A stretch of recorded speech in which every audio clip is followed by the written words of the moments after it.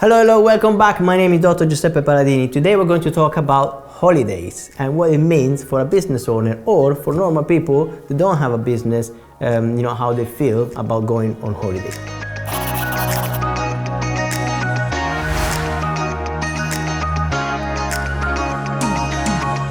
Now, do you ever feel guilty of going on holiday? If that's the case, it means you didn't take enough holidays in your life.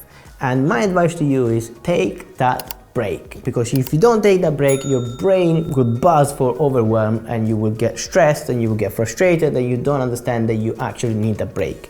Now, your brain knows that, but you are not aware of that. So you need to leverage the knowledge of other people, the time of other people, and you can delegate the tasks that you generally do day by day, and you need to make yourself redundant at least for that week or 10 days or 2 weeks, however long you're going to take that holiday. But it's very important that you actually take that holiday, okay? Don't feel guilty. Make sure you try it, because once you try it, you never go back. And then you'll feel, oh, that was too short. I need to go back on holiday. So if that's you, make sure that you put things in place so that your business runs without you. Your job runs without you. Obviously, if you're a 9-to-5 job, then you can take a holiday, switch off your brain, and then just go on holiday. But if you have a business, whether it's a limited company business or a self-employed business, you need to put things in place so that your business continues to generate cash flow even when you're laying on the beach, if you like that. How do you make yourself redundant? Well, here's a 5-point checklist on how you can make yourself redundant in a good way and make money while you're on holiday. Number 1, document everything. What do I mean by that? Just screen record everything you do and then you can pass it on to the next person. Number 2, delegate key responsibilities. What do I mean by that? Well, once you recorded those videos, then you can pass it on and delegate that task to somebody, and you don't need to be there to explain it because it's self-explanatory. Now, the key responsibilities as well include things that you generally do that nobody else know, but you need to document those things so they can then be passed on to the next person that is in place while you're on holiday. To give you an example, I'm mentoring students to invest safely and sustainably in property, and sometimes it happened that I was stuck in traffic and I couldn't get in the office on time, so I called one of my world-class mentors and I asked them to step in. They've already been trained by me to deliver high-quality content, so I could trust them 100% they're going to step in if I'm not available. Obviously, you can only do this if you train them properly. Number 3, automate what you can. For example, in serviced accommodations, automations is crucial. When you have holiday lets and you're renting them out, you need to automate as much as possible.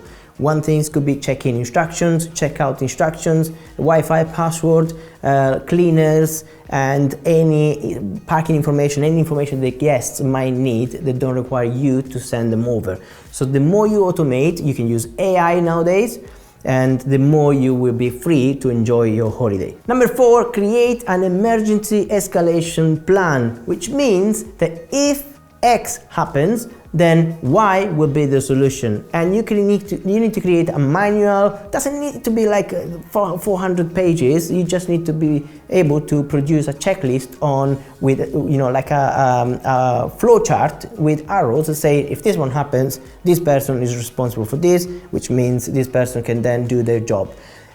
It's just an example, but you need to create this emergency checklist. For our properties, for example, if we're not available to instruct a contractor if something happens to the properties, then we send an email to the tenants to say, if you have any emergencies that is out of hours, we're not available, here are the numbers. And that's an automated part where you created an emergency list even if you're not available. And number 5, finally, is test your absence. And the best way to test your absence is by being absent. So go away, relax. You might not relax the first time because you will be thinking, oh, what do I need to fix? Nothing.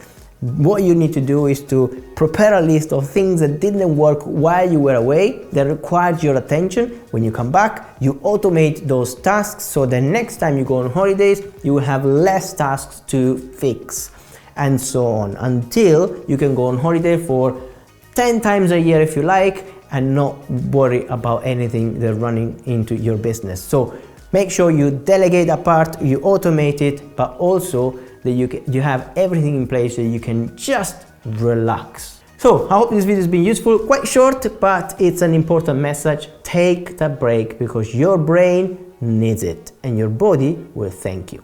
Well, my name is Dr. Giuseppe Paladini, founder of Stepping Bricks. If you want to learn more about mindset, about business, about property investing, about marketing, then this is the right channel for you. We have a club as well, which we have a fantastic offer just now for just £5 a month, and we have weekly calls to train people how to invest in property, how to build business and use marketing. Thank you very much, and I'll see you in the next video. Bye bye for now.